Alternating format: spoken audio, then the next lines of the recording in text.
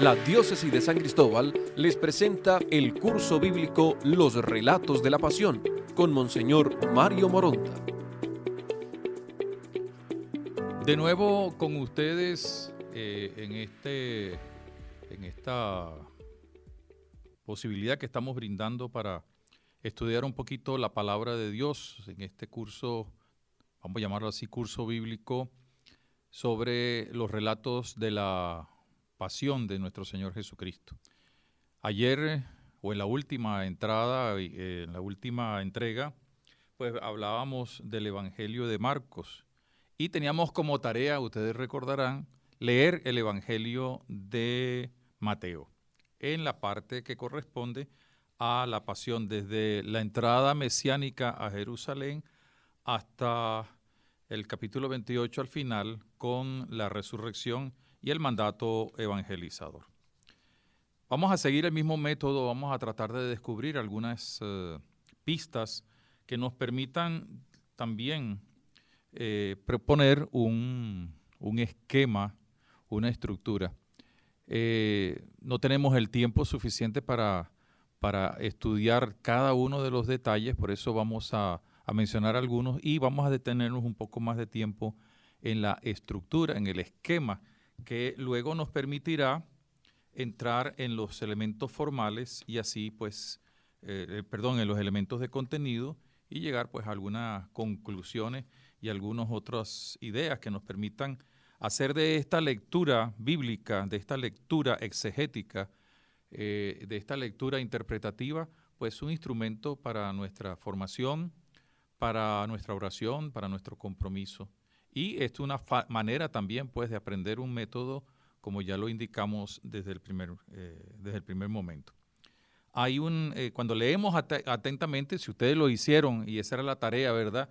Además de poner allí algunas preguntas que ustedes seguro van a ir respondiéndose a lo largo de este momento, pues tenemos la posibilidad clara de entender con estos elementos cuáles son como las principales ideas, que utiliza Mateo y sobre todo la metodología que utiliza Mateo. Marcos es el evangelista base, vamos a hablarlo así. Luego Mateo y Lucas, que son los otros dos sinópticos, pues toman lo esencial y van complementando. Y esto se ve mucho en el Evangelio de Mateo. Hay algunas ideas que aparecen en el texto de Mateo, de concordancias o ideas que se repiten. Por ejemplo, ¿quién eres? Jesús. Eso aparece en el capítulo 21, versículos 10, 16, en el 26, 62 y en el 27, 11. Y la respuesta, este es fulano de tal, este es el Señor, este es el Maestro, etcétera, 21, 10, 27, 37 y 27, 54. También en tres momentos aparece la referencia al canto de los Hosanna, en el 21.9, en el 21.15, 23.39. También lo referente a la viña, hay dos momentos en el capítulo 21, versículos 28 y 33. Luego también se hace referencia al prendimiento de Jesús en varios momentos, en el 21.46, en el 26.3 y 14 y 40 y siguientes, y en el 26.57. Y por otra parte, también hay un elemento nuevo que vamos a encontrar, y es que después de la entrada mesiánica hasta prácticamente el momento de la última cena, Jesús presenta varias parábolas. Y esto llama la atención, ¿por qué no las hizo en otro momento?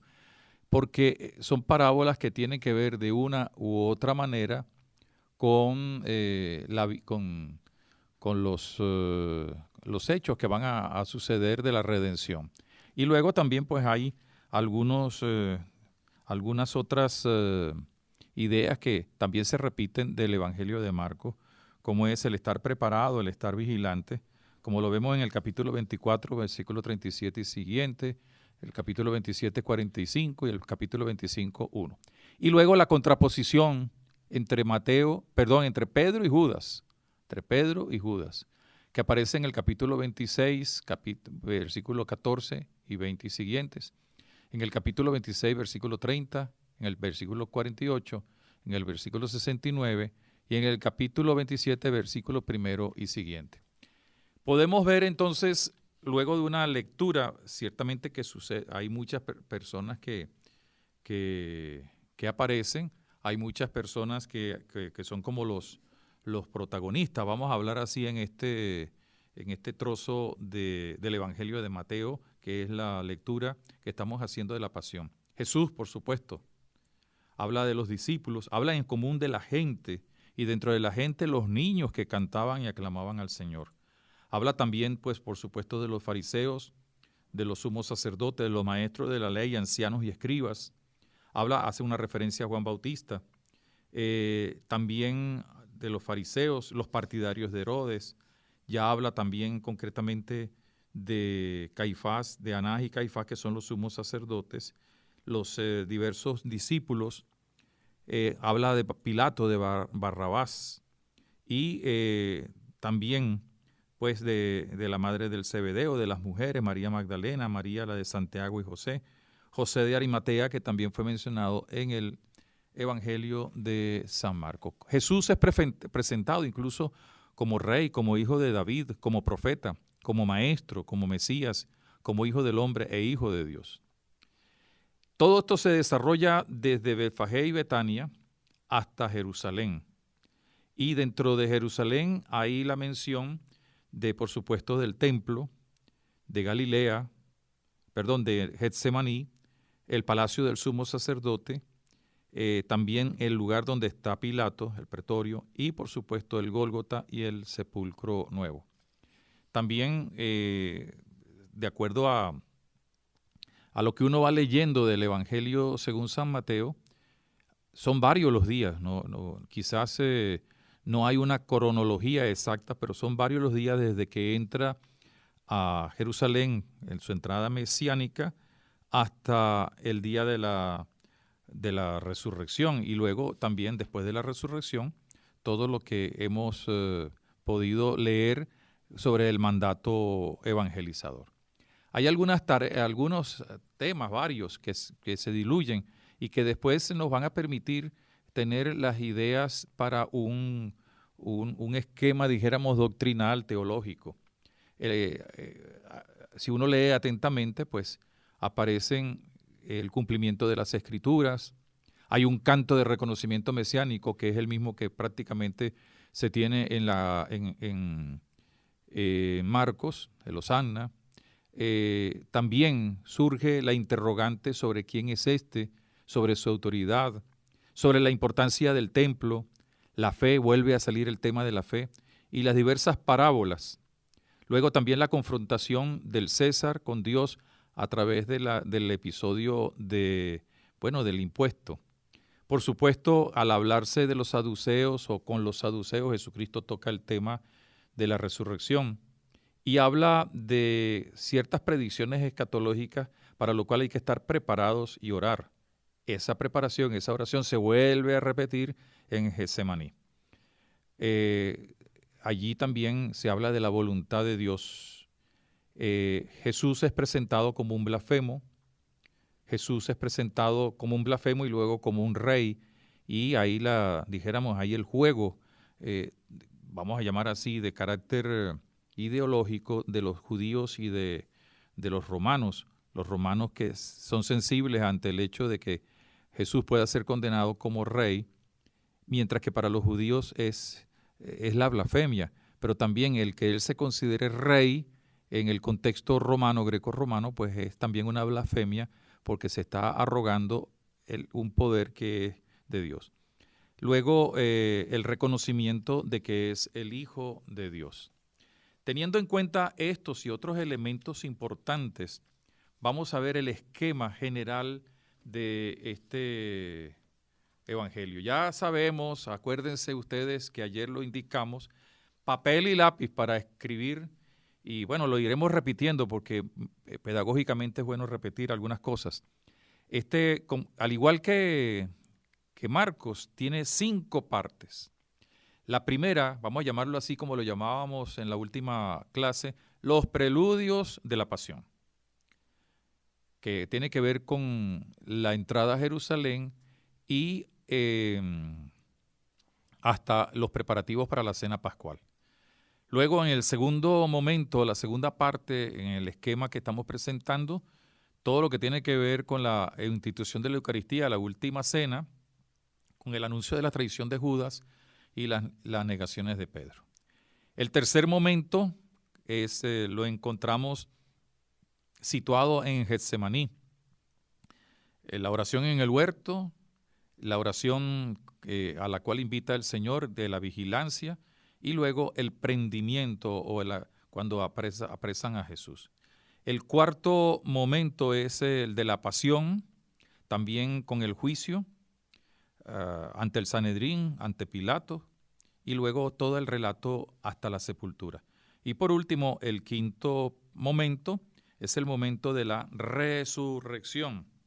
Entonces tenemos 5 partes. Los preludios, ya lo vamos a ir viendo, el momento de la cena, el momento de Getsemaní, el tercero,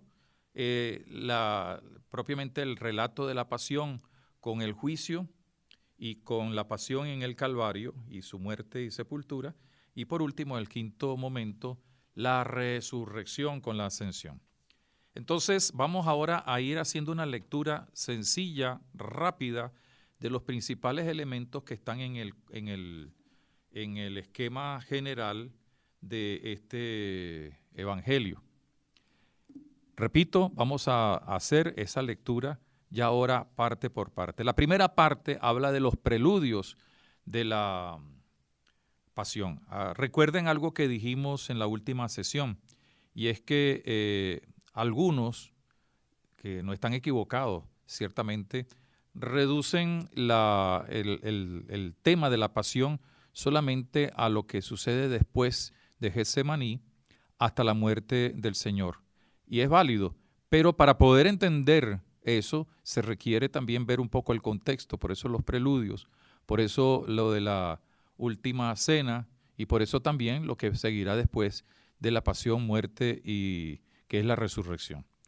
En esta primera parte, que va del capítulo 21, versículo 1 al 19, nos encontramos entonces con 3 cosas fundamentales allí en el texto. Estamos hablando solamente del texto. Estamos hablando de cómo podemos organizar el texto. En primer lugar, la entrada a Jerusalén.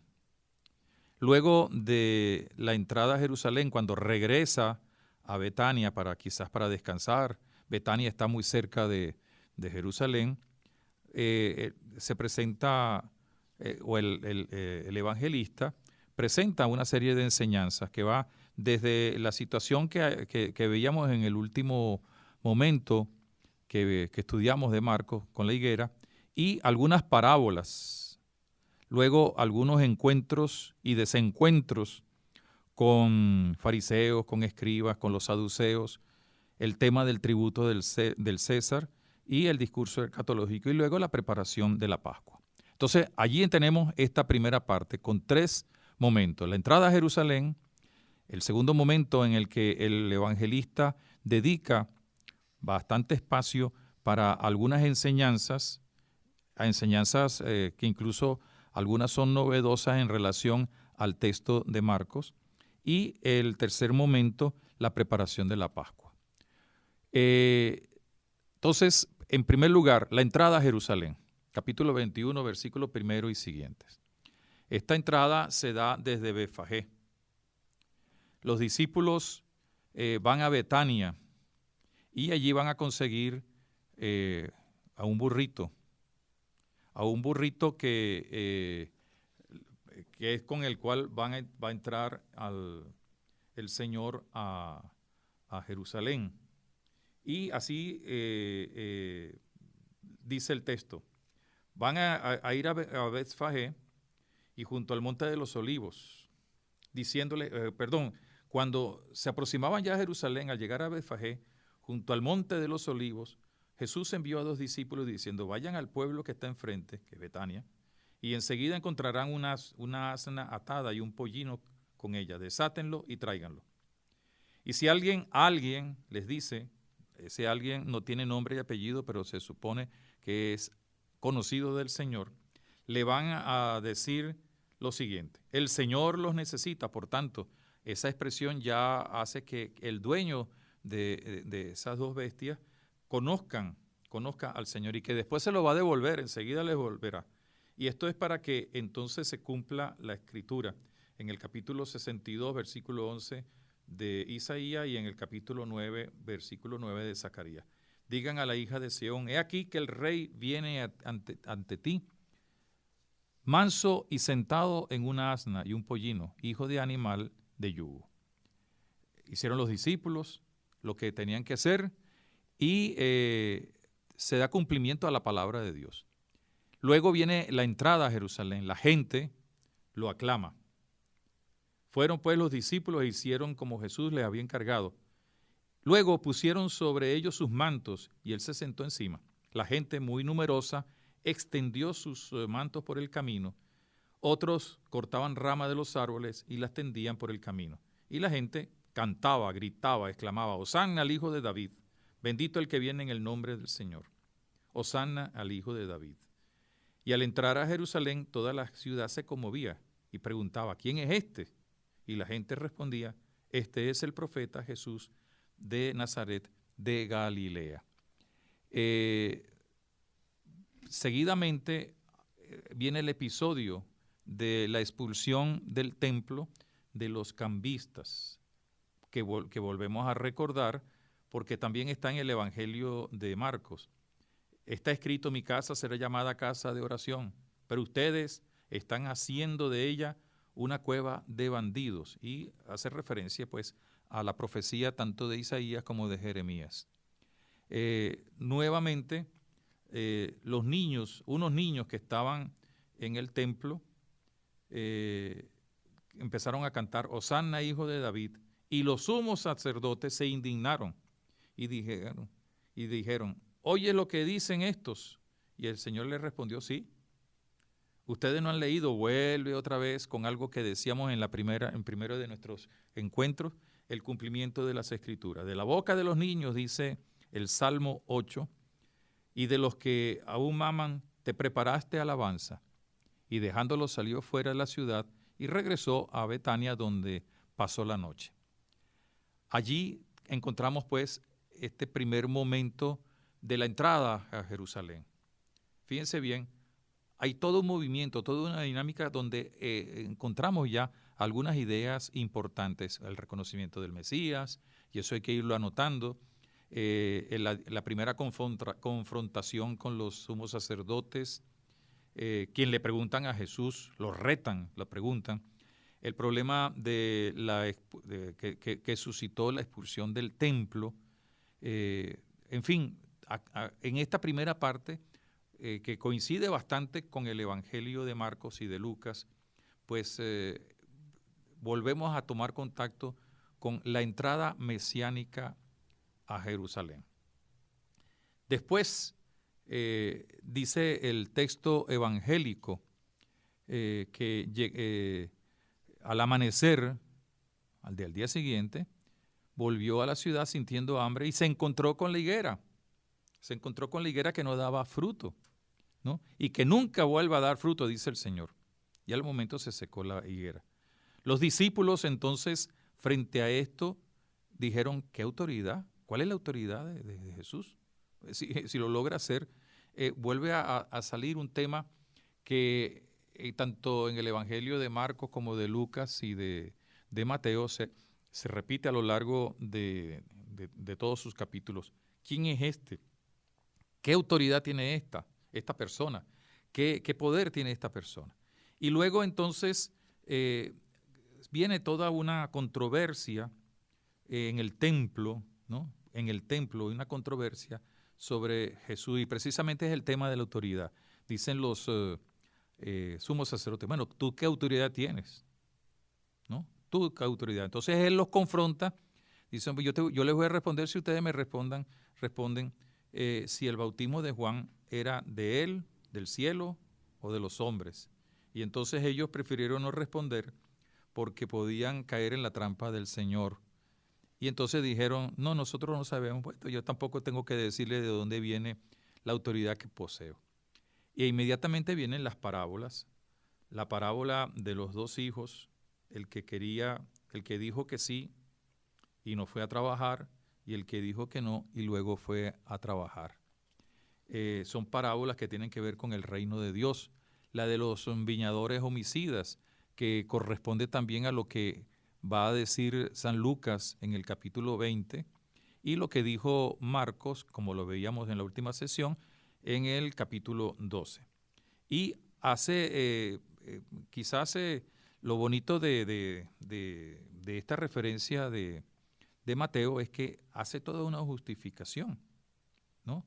La piedra que los constructores desecharon es piedra angular en la cual se ha convertido. Fue el Señor quien lo hizo y es maravilloso a nuestros ojos. Eso lo dice el Salmo, lo dicen los profetas y lo recuerda el Señor. Los sumos sacerdotes y los fariseos, al oír sus parábolas, nos dice en el versículo 45 del capítulo 21, comprendieron que se estaba refiriendo a ellos y por eso trataban de detenerlo, pero sentían miedo. ¿Y por qué sentían miedo? Porque la gente los estaba siguiendo. Seguidamente en el capítulo 22, la parábola del banquete nupcial, del vestido del banquete nupcial. Y entonces viene, al terminar esa parábola, la confrontación con el tributo debido al César. Entonces los fariseos se fueron y deliberaron sobre cómo sorprenderlo. Y entonces envían a sus discípulos, los discípulos de los fariseos: maestro, tú sabemos que tú eres sincero, que realmente enseñas el camino. ¿Hay que pagar el tributo al César o no? Jesús, conociendo su malicia y sabía muy bien cuál era esa malicia, dice: hipócritas, ¿por qué me tientan? Muéstreme la moneda del tributo. Ellos se la presentaron y le dijeron: ¿de quién es esta imagen? Y la inscripción, y le dicen: del César. Entonces, pues denle al César lo que es del César y al Dios lo que es de Dios. Seguidamente, todos quedaron maravillados y lo dejaron porque no sabían cómo discutir con él. Inmediatamente viene también la confrontación con los saduceos sobre el tema de la resurrección de los muertos.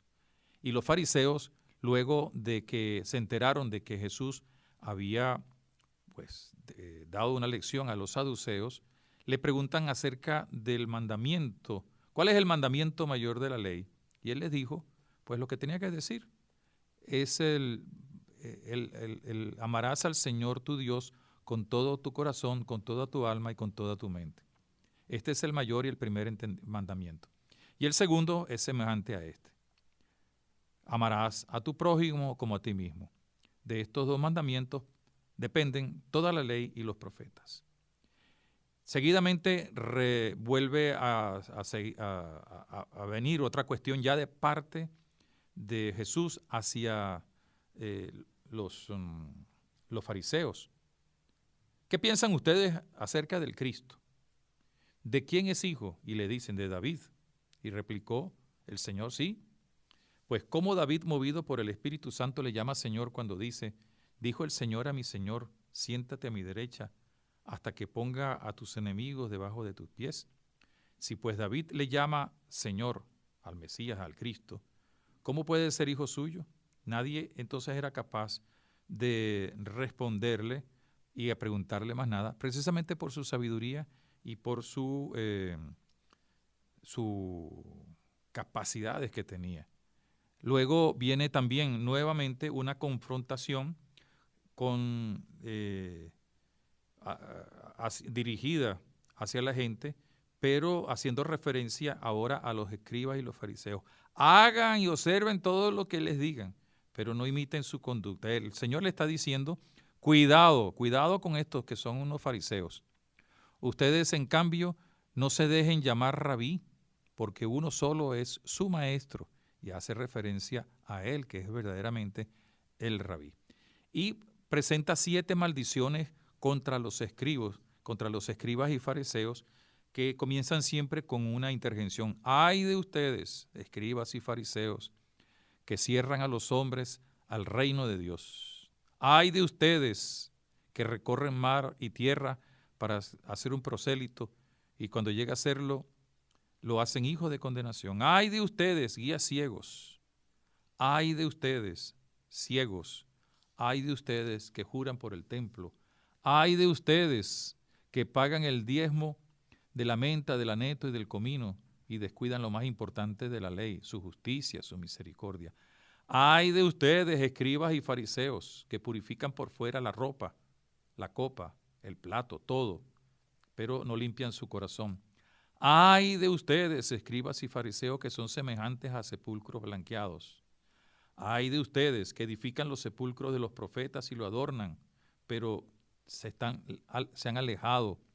Ustedes son una raza de víboras, han cometido crímenes y castigos próximos les van a hacer llegar a ustedes. Y entonces hace dijéramos, una llamada de atención a Jerusalén. Jerusalén, Jerusalén, que matas a los profetas y apedreas a los que te son enviados. ¿Cuántas veces he querido reunir a tus hijos, como una gallina reúne a sus pollos bajo las alas, y no han querido? Pues bien, se les va a dejar desierta su casa. Y entonces ahí entra el discurso escatológico, con una invitación a estar atentos, porque van a venir tiempos de tribulación. Para ello hay que estar preparados. Y el estar preparados también implica el ser fieles. Y entonces vienen las otras parábolas, la parábola del mayordomo que es prudente, o más bien del siervo. ¿Quién es pues el siervo fiel y prudente a quien el Señor puso al frente de su servidumbre para darles a la comida a su tiempo? Luego viene la parábola de las 10 vírgenes sobre el estar pendientes, la de los talentos, que tiene que ver también, dijéramos, con lo que hay que hacer de acuerdo a la dinámica de la enseñanza del reino de Dios, y la parábola del juicio final: tuve hambre y me diste de comer, o tuve hambre y no me diste de comer. Y entonces el Señor allí explica. Inmediatamente que termina esta fase del discurso escatológico y de las parábolas, pues viene la conspiración contra Jesús, la traición de Judas, viene la unción de Betania y los preparativos para la cena pascual. Dice: el primer día de los ácimos, los discípulos le preguntaron a Jesús: ¿dónde quieres? Y él respondió: vayan a la ciudad, a casa de fulano, y díganle que el maestro dice: mi tiempo está cerca, en mi casa voy a celebrar la Pascua con mis discípulos. Por supuesto, como lo veíamos también en la última entrega, hay una amistad con ese fulano. Algunos dicen que puede ser el mismo dueño de los asnos, pero no es seguro esto. Pero lo que sí es cierto es que es alguien conocido de Jesús, y que se ve que en alguna oportunidad había estado en la casa donde iban a celebrar la Pascua. Se anuncia la traición de Judas, y viene el segundo momento en este esquema de lectura que estamos haciendo, que va del capítulo 26, versículo 20 y siguientes. Se anuncia la traición por parte de Judas. Mientras comían, dijo: yo les aseguro que me entregará uno de ustedes. Y empezaron a preguntar: ¿quién es? El que ha mojado conmigo la mano en el plato, ese me entregará, dice el Señor. El Hijo del Hombre se va, como está escrito de él, pero ay de aquel por quien el Hijo del Hombre será entregado. Más le valdría a ese hombre no haber nacido. Y entonces Jesús dice a Judas: sí, tú has dicho, cuando le pregunta: ¿soy acaso yo, maestro? Inmediatamente viene la institución de la Eucaristía. Mientras estaban comiendo, tomó Jesús pan y, pronunciada la bendición, lo partió, diciendo: tomen, coman, este es mi cuerpo. Y luego el cáliz, diciendo: beban de él, porque esta es mi sangre de la alianza, que va a ser derramada por muchos para remisión de los pecados. Y les digo que desde ahora no beberé de este producto de la vid hasta el día aquel en que lo beba con ustedes nuevo en el reino de mi Padre. Aquí termina, luego de la última cena, se termina con la predicción de las negaciones de Pedro, que todos nosotros conocemos. Entonces tenemos pues que el segundo momento donde aparece el anuncio de la traición, la institución de la Eucaristía y la negación de Pedro termina en el versículo 29 del capítulo 26 de Mateo. Viene la tercera parte, la agonía de Jesús, algunos lo llaman así, la agonía de Jesús, que no es otra cosa sino la experiencia de Getsemaní. En Getsemaní nos encontramos, como también en esto coincide con Marcos, nos encontramos con dos momentos. La primera parte, la oración, la llegada al huerto, la oración, y luego el prendimiento. Del capítulo 26, versículo 30 al 56. Y este tiempo, esta tercera parte del evangelio de la lectura, del relato de la pasión de Jesús, que se refiere a Getsemaní, hace pues referencia a la agonía. La primera parte de este tercer apartado está dirigido a la oración. Jesús elige a sus 3 discípulos, los invita a que oren, y él ora al Padre. Él hace una oración al Padre. Luego dirige su mirada otra vez, se acerca y encuentra a los discípulos durmiendo. Retorna para continuar la oración al Padre, para luego volver a encontrarse con los discípulos, y luego de encontrarse con los discípulos, vuelve a hacer una oración, y hasta que al final ya vuelve a encontrarse con ellos y les dice, ahora ya pueden dormir y descansar. Miren, ya ha llegado la hora en que el Hijo del Hombre va a ser entregado. Levántense, vámonos, ya está aquí el que me va a entregar. Y viene desde el versículo 47 hasta el versículo 56, todo el relato, toda la exposición, toda la narración que tiene que ver con el prendimiento de Jesús. Judas había dado cuál era la indicación. Les dijo, aquel a quien yo dé un beso, ese es, pónganlo preso en ese momento. Y al instante se le acercó a Jesús y le dijo, salve, Rabí. Fíjense bien, como lo veíamos en la última entrega, Rabí significa mi maestro. Es una expresión muy de sintonía, de cercanía, de amistad. No, hubiera podido decirle, mira, fulano, maestro en términos, pero Rabí significa maestro mío, amigo mío, y lo besó. Y entonces Jesús le responde, amigo, a lo que estás aquí. O sea, en cierto modo le reclama. Y fíjense cuál es la respuesta de eso. Amigo. Entonces lo pusieron preso y uno de los que estaban con Jesús le hirió en la oreja a uno de los siervos del sumo sacerdote.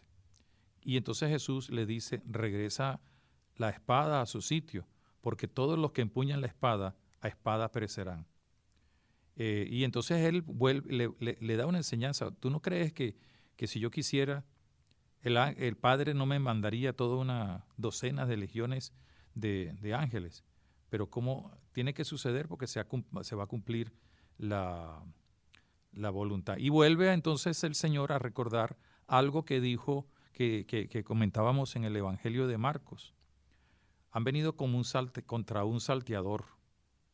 Ustedes han salido con espadas y palos. Todos los días estaban en el templo. ¿Por qué no me detuvieron? Y la razón es muy clara, como lo veíamos también con Marcos. En el templo lo podían poner preso, pero la gente se le iba a alzar, mientras que allí estaba con unos pobres, asustados discípulos. Luego de que se lo llevaron, pues los discípulos lo abandonaron todos y huyeron. Y viene entonces el cuarto momento que tiene que ver con el juicio. El cuarto momento que tiene que ver con el juicio y la ejecución. Y en esta cuarta parte podíamos dividirlo en dos momentos, el juicio como tal y la ejecución. El juicio que va desde el capítulo 26, versículo 57, al capítulo 27, versículo 26 de Mateo. Y podemos ver lo siguiente, el juicio tiene dos partes, donde Caifás y donde Pilato. Donde Caifás a Jesús lo castigan prácticamente, lo ofenden, pero también le presentan falsos testigos. Y el sumo sacerdote entonces le hace una pregunta. Yo te conjuro por Dios vivo a que nos digas si tú eres el Cristo, el Hijo de Dios. Los testigos habían sido falsos, no daban un buen testimonio, y entonces le preguntan, y dice Jesús, sí, tú lo has dicho, y yo les declaro que a partir de ahora verán al Hijo del Hombre sentado a la derecha del poder y venir sobre las nubes del cielo. Esto provoca la ira, la reacción del sumo sacerdote, que rasga sus vestiduras y dice, ha blasfemado, ¿qué necesidad tenemos de testigos? Los testigos eran falsos, no necesitamos testigos. A ustedes acaban de escuchar la blasfemia. ¿Qué les parece? Es reo de muerte. Y empezaron a castigarlo, a retarlo. Adivínanos, Cristo, ¿quién es el que te ha pegado? Como retando, si tú eres el Cristo, si tú eres verdaderamente el Mesías, adivina quién soy. Adivina quién es el que te está pegando. Y en ese ínterin sucede la negación de Pedro y el arrepentimiento de Judas. Pedro que, niega al Señor antes de que cante el tercer momento, el gallo. Termina esa primera fase y en la mañana, muy temprano, lo llevan donde Pilato. Llegada la mañana misma, todos los sumos sacerdotes y los ancianos del pueblo, dice en el capítulo 27, versículo 1, celebraron consejo contra Jesús para darle muerte. Y después de haberlo atado, lo llevaron y lo entregaron al procurador Pilato. ¿Por qué lo llevaron a donde Pilato? Porque ellos no podían, dada la circunstancia de la opresión que tenía el pueblo de Israel de parte de los romanos, pues tenía que ser él el que diera la muerte. Y lo llevan y entonces lo presentan como, el rey. Este se está haciendo pasar por rey. Y entonces encontramos en el capítulo 26, 27 de los primeros, después del versículo 11, la comparecencia ante Pilato, toda la manera como se amaña ese juicio y cómo lo condenan. En el segundo momento de esta cuarta parte tenemos la ejecución desde el capítulo 27, versículo 27 y siguiente. Se hablan de los castigos en el pretorio, el camino del Calvario, por supuesto también hace referencia al Cireneo, la crucifixión en medio de dos malhechores y la palabra del Señor allí en la cruz. Nuevamente vuelve a expresar su angustia. Dios mío, ¿por qué me has abandonado? Viene el episodio de que le dan de tomar un poco de vinagre y como echando un grito se rompe la vida de Dios, la vida de Jesús, y exhala. En ese momento se rompe el velo del santuario y tembló la tierra, se abrieron los sepulcros, etcétera, y luego viene todo lo que se hace referencia a la sepultura de Jesús. Le piden a Pilato que le entregue el cuerpo y José de Arimatea hace lo mismo que veíamos en el Evangelio de Marcos, bueno, lo cubre con una manta nueva y lo lleva al sepulcro. Los judíos piden una custodia especial porque tienen miedo de que se le vaya se lo vayan a llevar los discípulos y digan que resucitó. Aquí termina esta cuarta parte y viene la última, que va desde todo el capítulo 28 sobre la resurrección. El tema del sepulcro vacío, la aparición a las mujeres, el soborno a los soldados y la aparición en Galilea y la misión universal, que es el mandato de la evangelización. Fíjense entonces cómo prácticamente es el mismo esquema, pero ampliado por las glosas que oportunamente Mateo va entregando. El primera parte, la entrada, los preludios, la entrada a Jerusalén con algunas enseñanzas, la preparación de la Pascua, luego la cena con el anuncio de la traición y de la negación de Pedro, la experiencia de Getsemaní, el juicio y la ejecución, y por último la resurrección. Hecha esta lectura, podemos nosotros entonces ver los temas que son recurrentes y que nos permiten hacer como otro esquema de tipo doctrinal. Hay 3 puntos que quisiera presentarles a ustedes. Luego todos estos elementos de contenido los vamos a englobar y vamos a hacer una visión doctrinal, teológica, pastoral, a partir de los relatos de la pasión. En Mateo encontramos que Jesús es presentado como Mesías y Maestro, el Hijo de Dios. Mesías, y por eso se llama Cristo, y por eso le preguntan, ¿eres tú el Cristo? Y por eso incluso lo desafían, si tú eres el Cristo, entonces di quién te está golpeando. Es reconocido como el profeta, tiene autoridad porque conoce las Escrituras y es promotor de la fe y de la vigilancia y la perseverancia. Es un Mesías, en segundo lugar, con autoridad ante la gente y los discípulos, y lo demuestra en el templo con su enseñanza, pero también sacando a los cambistas. Y son enseñanzas las suyas muy prácticas, vuelve a utilizar el método de las parábolas y también del discurso escatológico. Una autoridad que le permite confrontarse con los saduceos, con los escribas, con los fariseos, con los sumos sacerdotes, y que les recrimina a ellos, ¡ay de ustedes que son tal cosa! Esta autoridad lleva a Jesús, que se autoidentifica ante el Padre, ante los discípulos, ante los judíos, ante Pilatos, como el que es el Rey. Y hay un reconocimiento. Judas, cuando se arrepiente, dice que ha vendido sangre inocente. El centurión también, al morir, dice, este es el Hijo de Dios. Y los soldados, quizás burlándose, pero reconocen como Rey. También Mateo desarrolla un poco más el tema de la resurrección.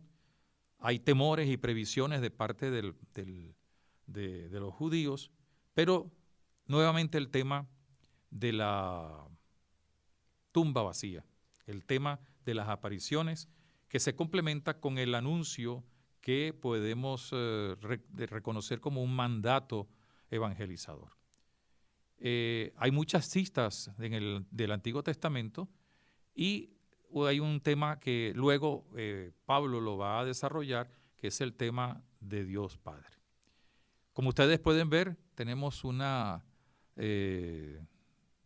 lectura que nos permite verdaderamente entender cómo es una narración muy dinámica que nos habla desde una perspectiva, teniendo en cuenta todo lo que Marcos ha dicho como base, de una perspectiva también de mayor reflexión, de mayor elaboración por parte de Mateo.